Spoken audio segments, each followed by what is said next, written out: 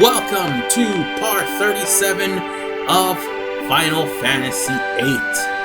In this episode, we are going to go and see the headmaster.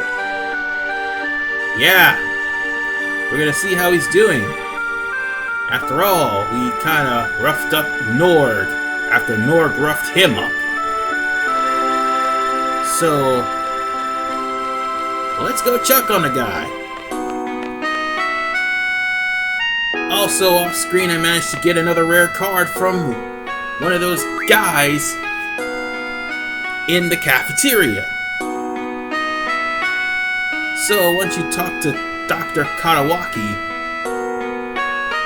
you're gonna have to then talk to Sid. Well, Sid will explain a lot of things, or try to at least. But more importantly, he will also apologize for seeing him in such a vulnerable state. And by vulnerable, I mean the fact that he was screwed out of money by Nord.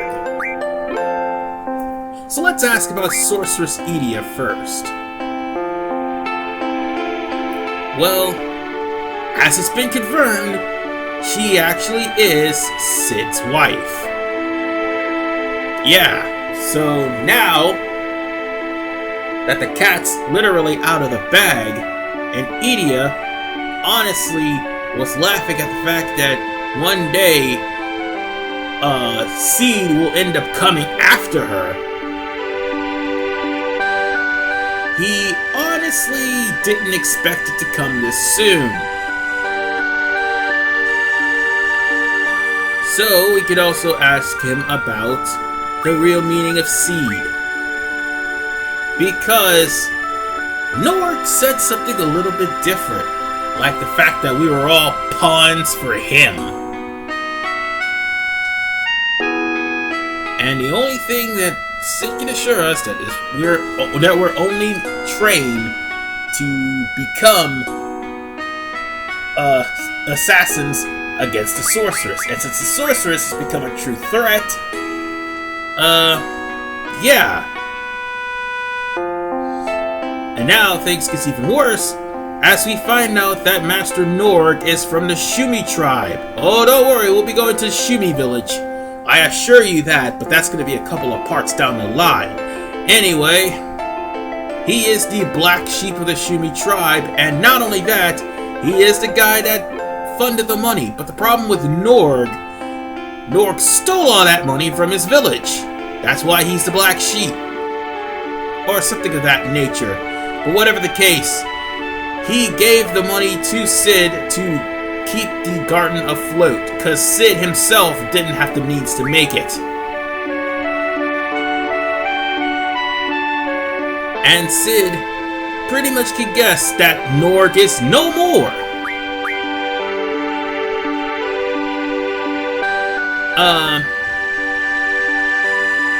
Afterwards, all we have to do is just leave out of the... Afterwards, just... If you inadvertently talk to him afterwards, just finish talking to him and leave out of the infirmary, because where we need to go next is a little bit different. I mean, you can talk to Dr. Katawaki, but that's it.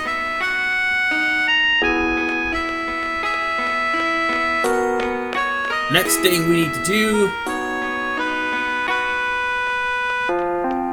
we need to move over to the headboards, or at least the directory, where Shu will meet us and tell about some random people that are there.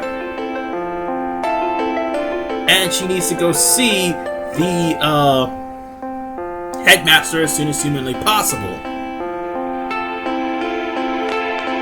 And she fears the worst and has every right to, considering all the events that happened between parts 26 and parts 36, if I'm not mistaken. Yeah, in a 10-part time span, a lot of bad shit has happened between Galbadia and everything else. I'll be right back because I think I got something on fire. I am back, and I just got finished eating some steak I just recently cooked, and it was delicious. Anyway, enough about food. Let's go back to the business at hand. It just so happens to be a Galbadian ship that just so happened to pull up port side and wanting to see the headmaster. And yeah, in case you're wondering about that 20-second delay, that just so happens to be the screen not responding. It tends to happen. It's not that my computer is bad. Something is slowing it down. It's going a lot faster after I cleared it out, but still, something is slowing it down. Anyway, these three people are actually seeds of the Sorceress. Yeah! Shock and surprise, they are actually seeds of the Sorceress. So now, they're gonna come on board unarmed, and they are looking for Ellone. These guys dramatically flip onto the ship, man. Just like Squall dramatically just dives right into danger. I've kind of noticed that in this game, and it's gonna be a continuing running gag. So these guys are looking for the headmaster. And the headmaster is here. Well, the headmaster basically is telling everyone. Well, actually, no, let me try this again. The seeds are telling the headmaster that they have to get Ellone out from this area. Alright, stop and think for a second. If the Sorceress is concerned with Ellone's safety, and they know Headmaster Sid, something tells me that Ellone has some sort of connection with Headmaster Sid. But for right now, where we need to go is to find Ellone, and she is in the library, and that's the last place I've checked that she was, courtesy of Part 34. Because that was the first place. No, wait. Yeah, that's right. That was the first place we went to in order to clear out all the what was it? Part 36? No, it was Part 36. Never mind. I thought it was Part 34, but it was actually Part 36, and I went there in order to take Renault on a tour. So yeah. It was Part 36, it was the last time we saw her, which was last part. So with that said, I will stop and I'll meet you guys at the library. And we are back, and we're here in the library. And don't you worry, I'm not going to get into a triple triad battle. Instead, we're going to go straight to the back of the library, because that's where Ellone is. I almost mispronounced her name, damn. And in case you're wondering, yes, it's the little girl that was with Laguna and the other person. I forgot her name already. So in other words, Squall is having flashbacks involving her.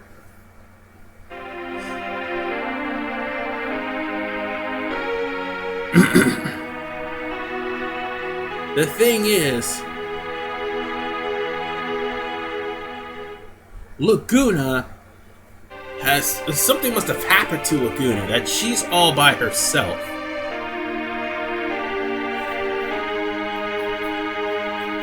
Squall is just pretty much confused at this point. And at the way, since it's hard to explain, well, for now, all will be explained probably by the end of the game. But at this point, Squall is confused. That she keeps having these dreams. No, that he keeps having these dreams. Why did I say she? That he keeps having these dreams of her past. Or at least Laguna's past. Now, I wonder if we'll ever run into Laguna again. I'm not sure.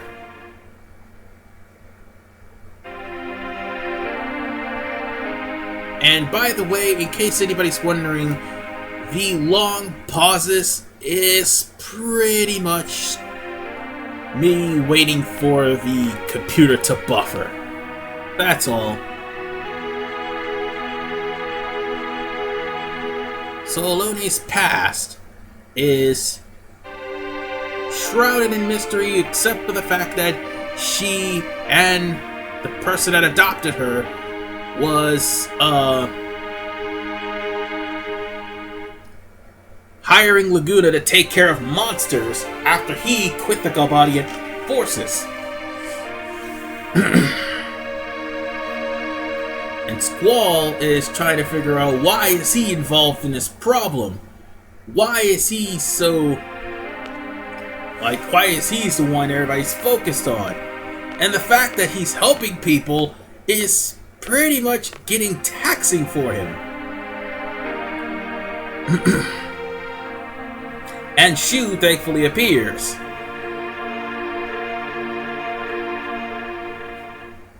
So with that said,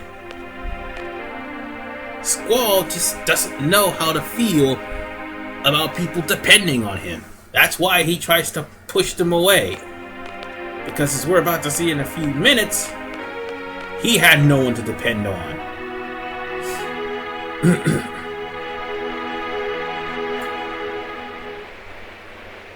So now, the Galbadian seed, well, I should say the Sorceress SeeDs on the Galbadian ship will now take Ellone off of the garden. Yes, the mobile garden that is Balam. But trust me, we will see her again.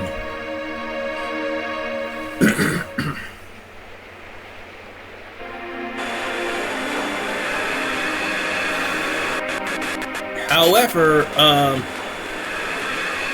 this won't be the last time we'll see a Galbadian ship, of that I'm certain. Now that I think about it, I did off-screen, or should I say on... I off-screen put on Leviathan, so at least I didn't forget to do that. Right now, Squall is having conflictions of people depending on him. The man's literally going into convulsions because people are depending on him. And he needs others to depend on him as... well, he needs others to depend on. Even though, like I said, back in his youth, he never had nobody to depend on.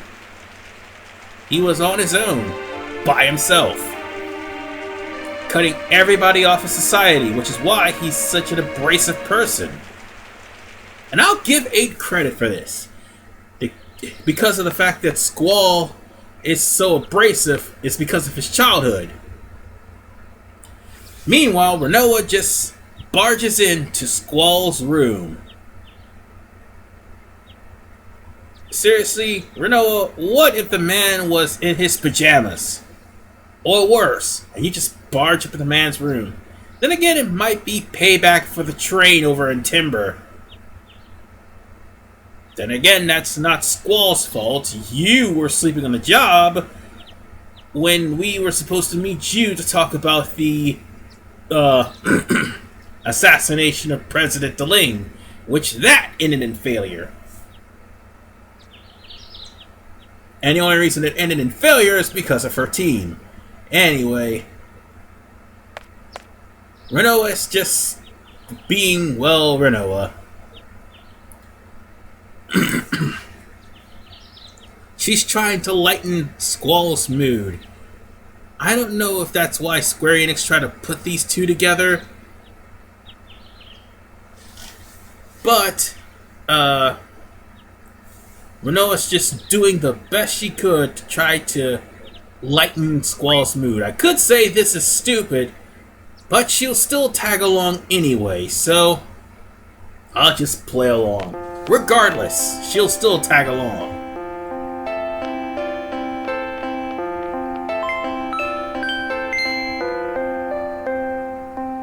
Now then, as soon as we get out, however, Sid completely forgot that this thing needed a pilot. And because we didn't have a pilot on board the ship,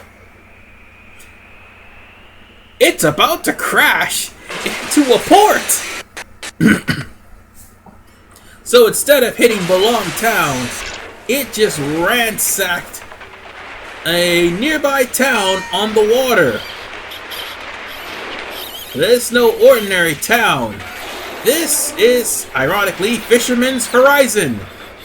You can tell by the fisherman struggling to get his fish, even though there is a garden about to careen right into the lift that he is sitting on right at this moment.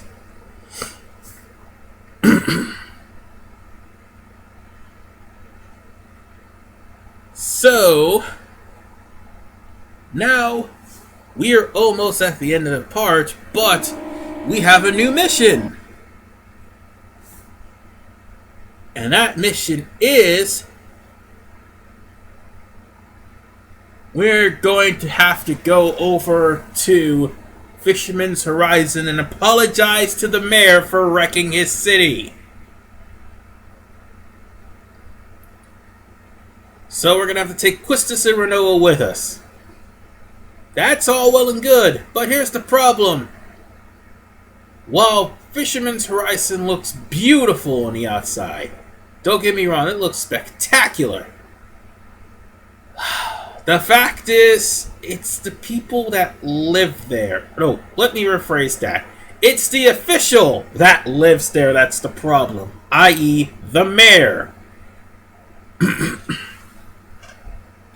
So, oh yeah, let's not forget also there's a game of,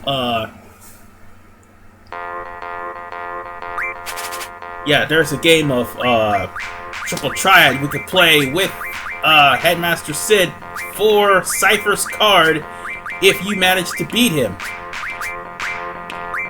Yeah, by the way, I ended up getting, again, the Deathclaw card. And he's got... Oh, wait.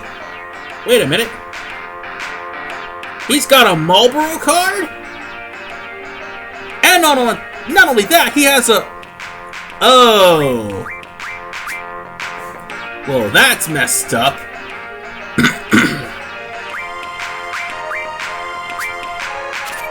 Yeah, I'm gonna be taking that card. Thank you very much. Ah, you bastard.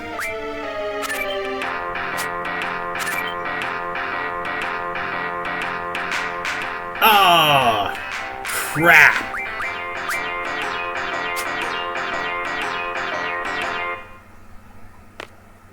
Well, we fought to a draw.